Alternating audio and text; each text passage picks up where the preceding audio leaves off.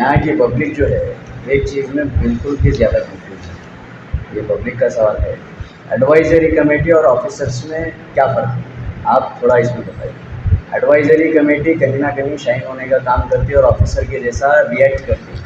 Advisory committee और officer में क्या फ़र्क? देखिए, अब हर डिस्ट्रिक्ट में एडवाइजरी कमेटी है। क्या रोल होता है? DWAC का तो उसका डिस्ट्रिक्ट ऑफ एडवाइजरी कमेटी का वफ ऑफिस को वफ ऑफिसर को उन्होंने डायरेक्शन दे सकते हैं।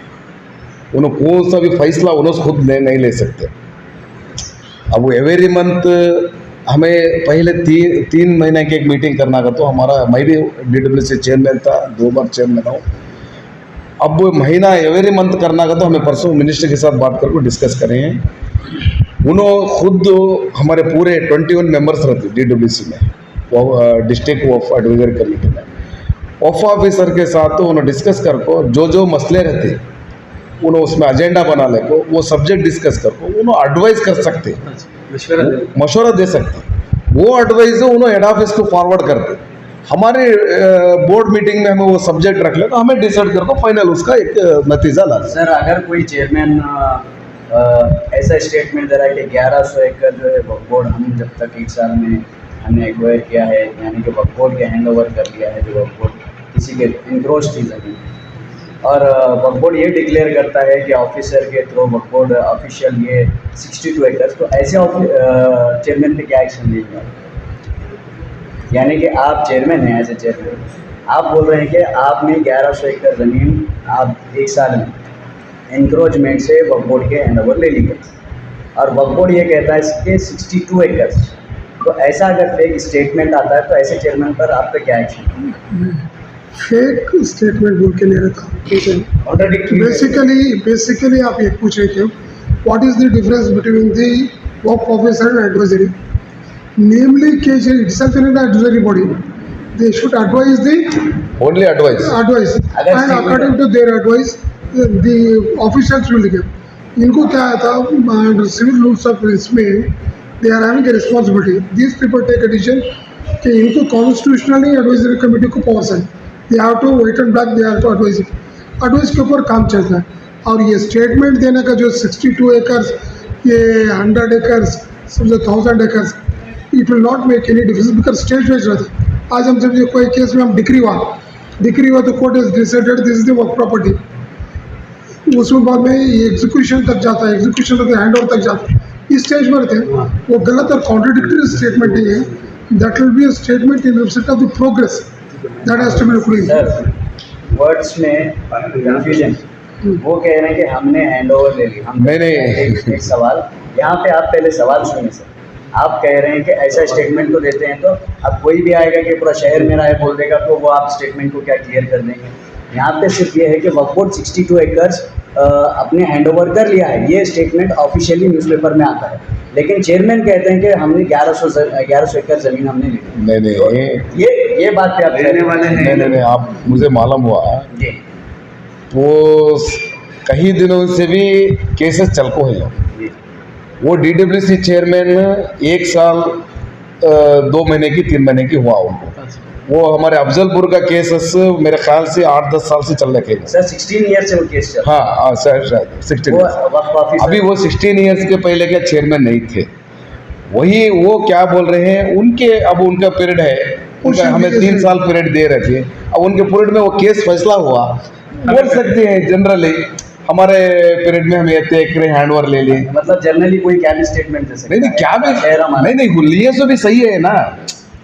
अब वो उनकी सदारत, उन्होंने चेयरमैन है DWC के, ऑफ ऑफिसर उन्होंने भी जा रही, पुलिस वाले भी जा रही, तहसीलदार भी जा रहे हैं, उधर पूरे भी मिलकर पोजीशन में ले लेंगे। वो क्या एक स्टेटमेंट दे सकते हैं? अब उनका पीरियड चल रहा 3 साल, हमें उनको पीरियड दें DWC चेयरमैन को। पहले से वो केसेस चल को करा को लड़को मेहनत कर को उसमें करे सुनो अलग रहते हैं उसमें के दो कोई बात नहीं।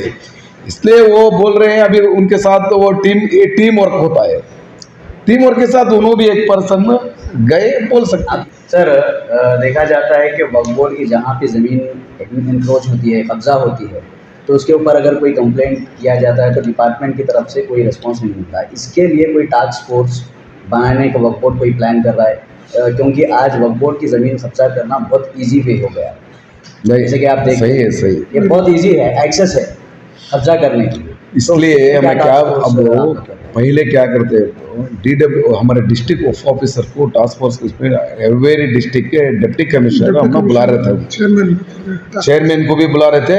हमारे यहाँ से हमारे सिराज भाई भी हैं, इन्हों भी 3 बार DW से दावणगेरे से चेयरमैन है, इन्हों भी बल्ला के ट्रांसपोर्ट कमेटी में इन्वॉल्व है। अब जरा बीजेपी गवर्नमेंट में जरा वो डिलीट करेंगे।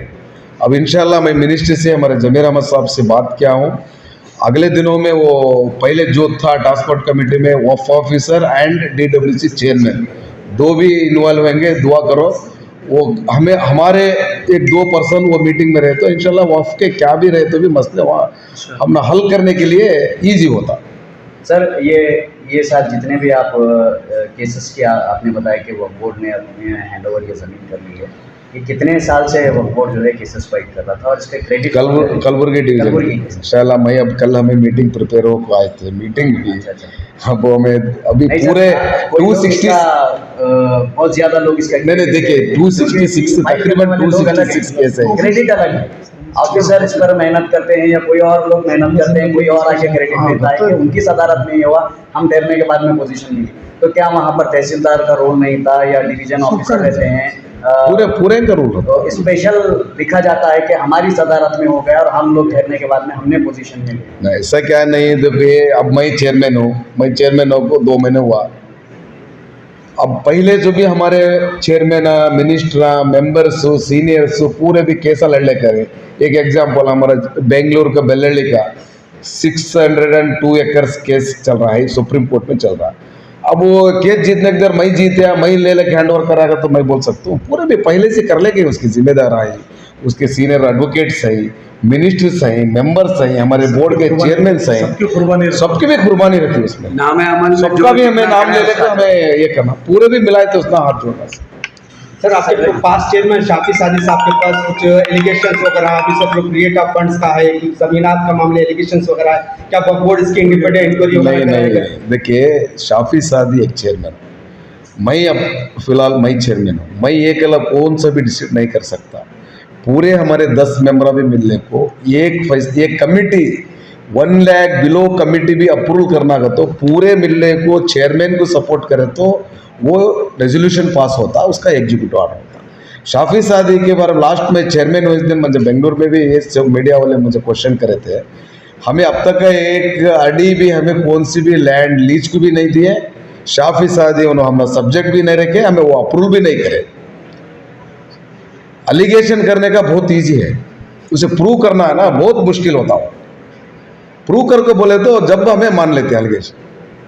सर जहाँ तक देखा जा रहा है कि लीगल टीम कहीं ना कहीं वक्फ बोर्ड की कमज़ोर मानी जाती है, जहाँ तक एडवोकेट्स हैं आपके या लॉयर्स हैं जो भी एडवाइस करते हैं तो उनमें कहीं ना कहीं वीक मानी जाती है, क्योंकि वक्फ बोर्ड काफ़ी केसेस हारता भी है। तो इसके लिए क्या आपका प्लान है? देखिए हमारे इसमें केस हारने का जो है not only on the performance of the advocate, वहाँ में जो डॉक्यूमेंटेशंस रहते हैं एंड हारना ये हार रही है, कोर्ट में हारना ये कोर्ट में जीतना नहीं। अब देखिए पिंजरवाड़ी का केस जो है हमारे हाई कोर्ट में हमारे खिलाफ था, लेकिन सुप्रीम कोर्ट में हमारे फेवर हो। हार जीत में परफॉर्मेंस इसका नहीं रहता है sir, it goes with the merit of the case. तो उस हिसाब से कोई सिस्टम में वीक नहीं है, लोगों को जो है डे लाइट में जो है नहीं मालूम होता। हमारे सीनियर 2 एडवोकेट्स हैं हमारे साथ अब मेंबर्स में, अब हमारे आसिफ भाई हैं, इन्हों भी लॉ कमेटी चेयरमैन होकर हैं, अब हमारे रियाज साहब भी हैं, उन्हों भी हैं, और हमारे शिया मौलाना याकूब साहब अच्छे मेंबर्स हैं। इसमें करप्शन का मेरे ख्याल से मैंने आप पहले बोल रहे थे ना, मेरे ख्याल से हमारे पीरियड में अब जो मेंबर्स पूरे भी हैं 100% करप्शन को अपोजिट बहुत सारी चीज़ें हमें कंट्रोल कर रही है। अब ये केसेस का बोले ना तुम्हें लीगल टीम का वो पूरा भी सुधार रहे हैं। अब हमारा एक CLO इमीडिएट 1-2-4 दिन के अंदर नया एक CLO चीफ लॉ ऑफिसर को हमें अपॉइंटमेंट करने, कल मीटिंग में भी डिस्कस करें 2-4 दिन के अंदर पूरे दोनों भी मिलने को एक स्ट्रांग लीगल टीम को हमें करते। एक बात आपके नॉलेज में लाना चाहूँगा सर, एक लास्ट क्वेश्चन है मेरा। जैसे ही वक्फ बोर्ड की ज़मीन कब्जा होती है उसके ऊपर जो है रजिस्ट्री भी की जाती है, जब सब रजिस्ट्रार को यहाँ के या वहाँ के रजिस्ट्रार को नोटिस की जाती है तो वो लोग फ़ौरन इंटीमेट वक्फ बोर्ड ऑफिसर को ये करते हैं कि हमारे अंडर नहीं आता, आप कोर्ट में केस डाल सकते हैं, लेकिन उसकी रजिस्ट्री पे जो है कहीं से कोई स्टे नहीं होता, यानी कि वो रजिस्ट्री रुकती नहीं। इसलिए कहा यह जा रहा है कि आपका जो टास्क फोर्स है उसको मजबूत करने की ज़रूरत है, क्योंकि अगर पीएस में जाते हैं तो वो फ़ौरन कहते हैं कि वो ऑफिसर ही आना चाहिए, वक्फ बोर्ड का जल्दी एफआईआर तक नहीं होता। ये चीज़ में कहीं ना कहीं वक्फ बोर्ड बहुत ज़्यादा कमज़ोर है। जब तक एफआईआर होता है वो ज़मीन पर कब्जा भी हो जाता है और लोग घर भी बनाना चालू करते हैं, कंस्ट्रक्शन भी स्टार्ट होता है। नहीं, इस सिलसिले में फ्लैग ऑफ करने के वास्ते पूरी तैयारी करें, क्योंकि हमारे को फॉर नंबर 3 में होंगे, for number 9 and 11 of releases में पहाड़ी में जो है प्रॉपर्टी जो है वर्क प्रॉपर्टी के वास्ते दिखाने के वास्ते करें। प्रॉपर्टी वर्क प्रॉपर्टी बोल को एंटर हो गए बोले तो वो रजिस्ट्रेशन नहीं होती। ऐसे भी जो है जहाँ पुलिस वैसे भी